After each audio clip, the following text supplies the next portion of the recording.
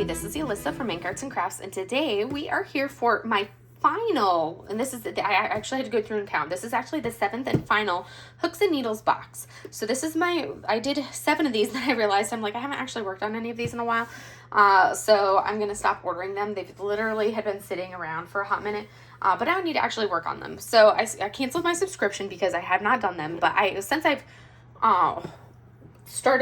filmed them, I have actually been working on them. My filming order is just not reliable for how I actually do things, because I purchased all of these and they sat for a hot minute in the corner of my office unopened, and then when I was getting ready to move, I was like, I need to actually film these so I'm not moving unopened boxes. That would be silly. So I opened everything, batch filmed me opening everything, and since I have actually been doing that, I have actually worked on some of the early stuff, because I have to go in order, of course. So I have been working on them since I did the batch filming. I've been working on box number 1 to complete that. So by the time you see this one go up, I should have finished some of those early projects. And I may get around to actually posting some of the finishes and prior to you seeing this. Well, you never know.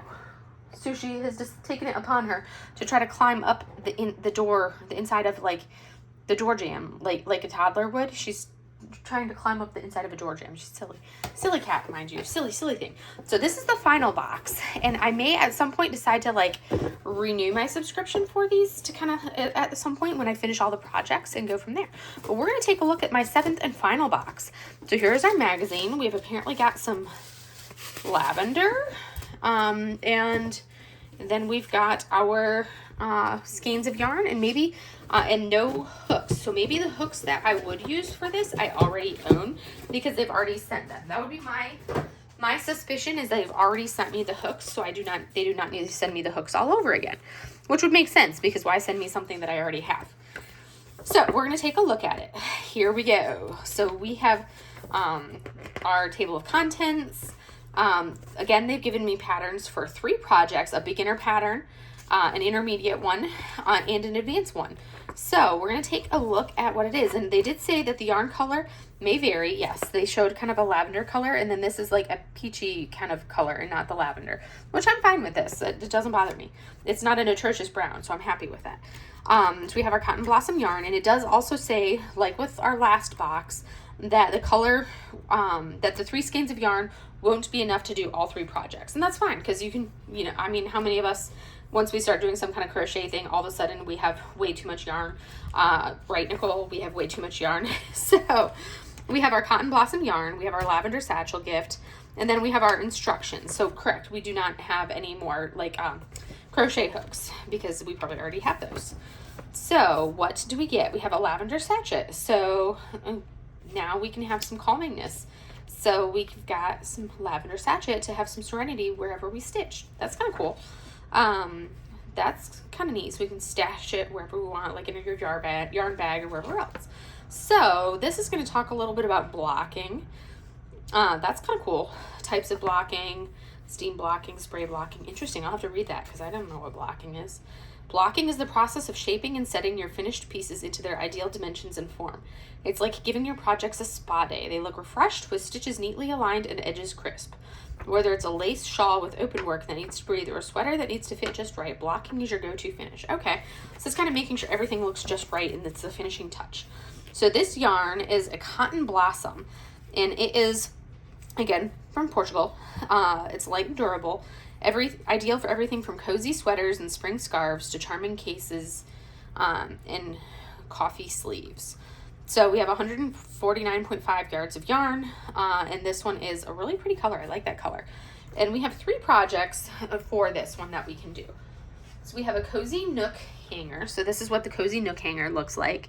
Kind of reminds me of like a plate that you would put on the wall. So it looks like something that you would like starch and hang on the wall. I don't like the flowers in the front of it. That kind of gives me like a weird look, the flowers in the front of that.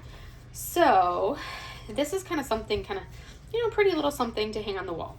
And then there's a puff strap wallet. Well, let me see if they showed a final without the, no.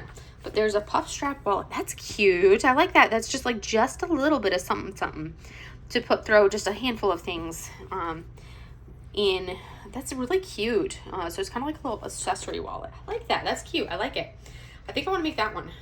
The wall thing is kind of weird. Oh, I like that tote. Okay, I'm making that.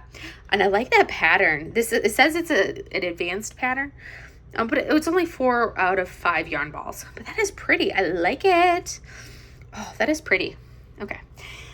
That's the one I want to make. I'll probably make the little puff thing. The little, because that's, you know, cute little thing to make. But then I definitely want to make that because that is pretty. Totally pretty. It says it'll take 2 skeins of yarn. And I have 2 skeins. Let's see. How much will this puff take? 1 skein. So there you go. 1 skein for this. 2 skeins for that. There you go. Done. That'll be 3 skeins because I don't really need the wall thing. This will be what I make. Because that is so pretty. I like that pattern. I mean, like, look at the scalloped pattern of that. That is so pretty. I like it. Anyways. And then it has some seasonal crocheting tips. Look at all of those little fruits in the avocado. And then it's got some see you on the next row, transitioning your tools. It's got a DIY for pressed flower art for this month's DIY type thing. Like last month they had a food pattern for cookies, a food pattern, a recipe for cookies, and this month they have like some pressing your own flowers. And you've got the lavender satchel. I'm not going to open it right now, but look at that. So anyways, that is this month's pattern. I like those patterns. I'm really excited to do these ones. I really like that little satchel or bag or whatever you want to call it. But yes, so that is this month's color. I like that. It's kind of like, it doesn't come through very peachy, but if we look at this as like a classic lavender, this is like a very soft